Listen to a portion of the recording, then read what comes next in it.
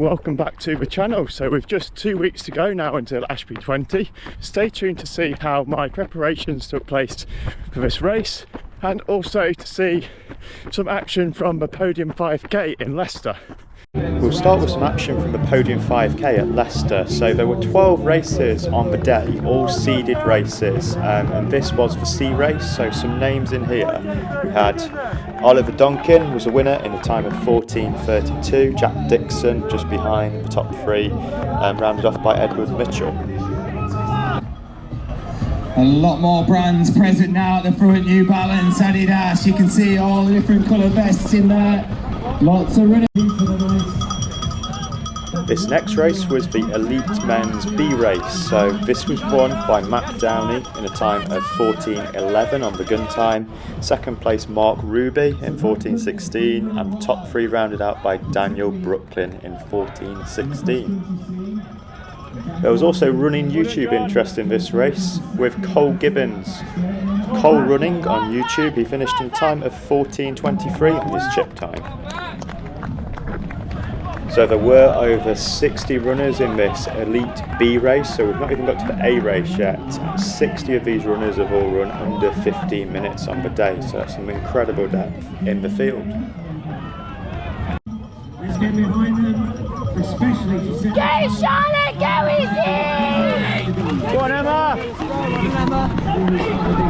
Go on Katie, go on Georgie! Go on Poppy! Go on Emma! Go on Sophie! Good stuff, Soph!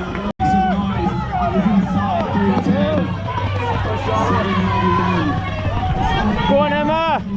Go, go, go, go!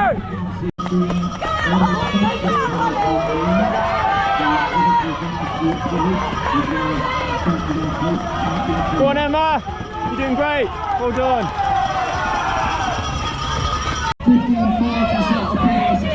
Let's go more, come on! Go on Teresa! Let's go Charlotte, go on Charlotte!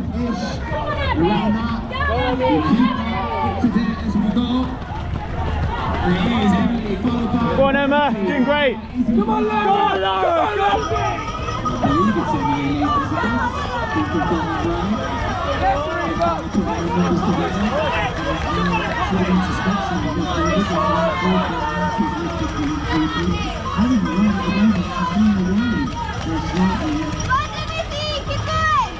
Go on Emma! Nice and relaxed, time on that! Well done Emma! Doing great! Come on Abby! Let's go girls!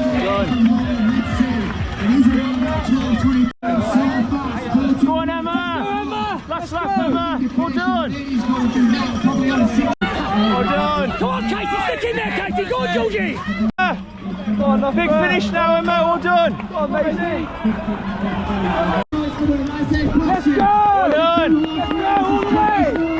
Kicking away from Verity Austin. He's going to be your league winners winner. 15-20. Verity Austin takes. Let's go Emma, let's go! Go on Emma! Let's go Emma, let's go!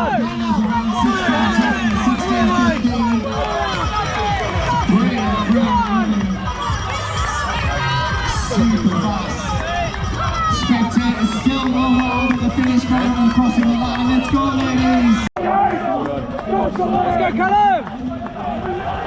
Go on Louis!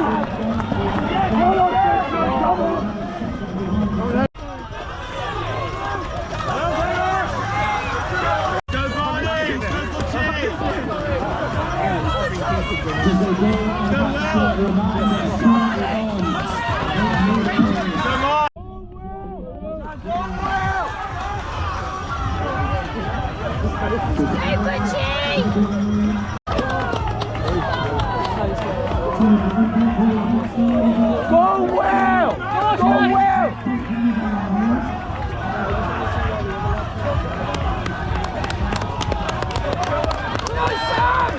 Go Tommy! The podium in 2025. One thing's for certain, we're going to have a new winner here in Leicester. Keep your eyes peeled, spectators. It's going to be fast, but how fast is it going to be? The lights are flashing at the finish. We think it is Aaron Gabrielian coming to the line.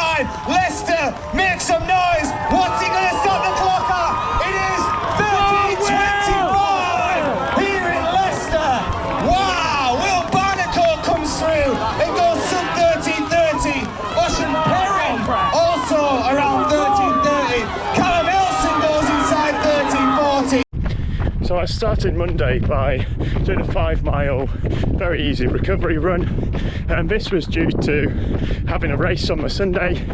I did a home Pierpoint half marathon, so I did 13 miles of running at 6:40s at a really decent sort of tempo pace. So my legs were a little bit tired from that, needed that time to recover. I felt that I recovered sufficiently. I then had a session on Tuesday this week, so my session was a little bit longer this time. So I did 5 lots of 1 mile reps. I've been used to doing shorter reps of maybe 400s and 800s, so this was more testing my speed endurance rather than my speed strength element and power. So it was good to get this session in at just about 6-minute mile pace, which was a pace that I ran my 5k at the weekend.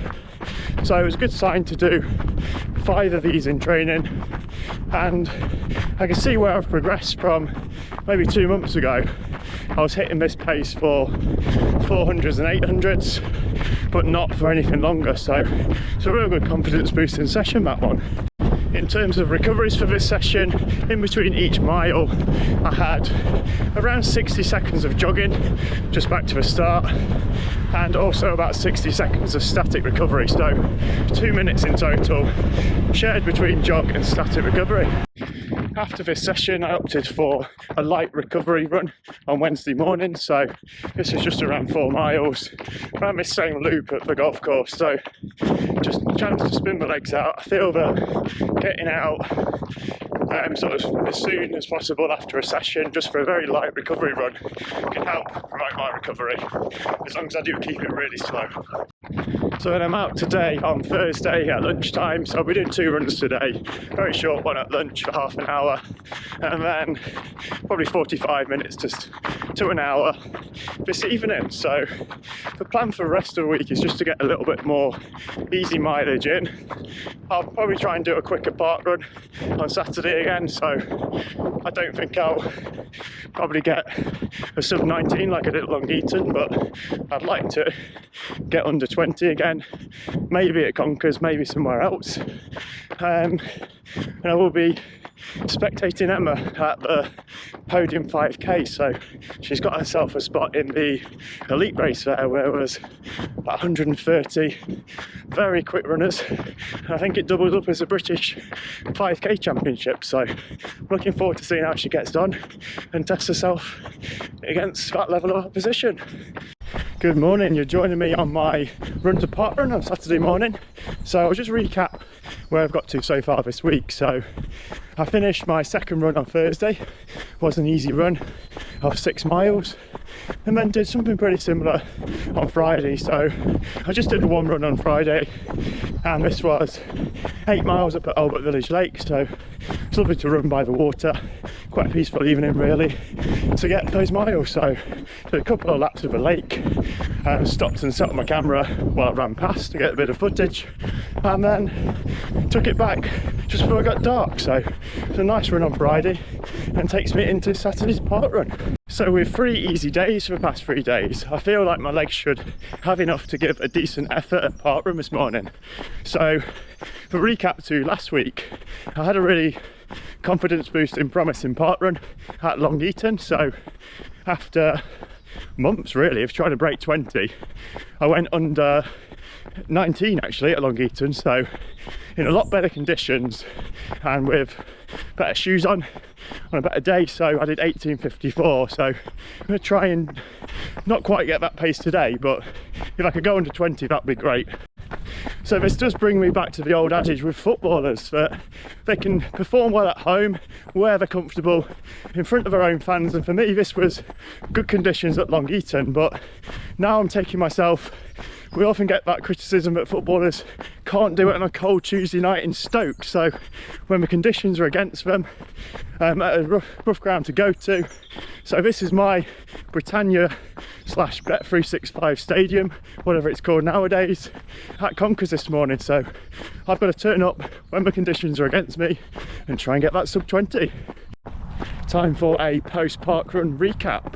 For getting a sub 20 park run, the pace that I need to do is 6:25s roughly per mile. So with that in mind, I set off and did my first mile at 6:15. So the first mile at Conkers is usually the easier one. You go up a slight hill at the start, but then it's very much downhill slightly for the whole mile.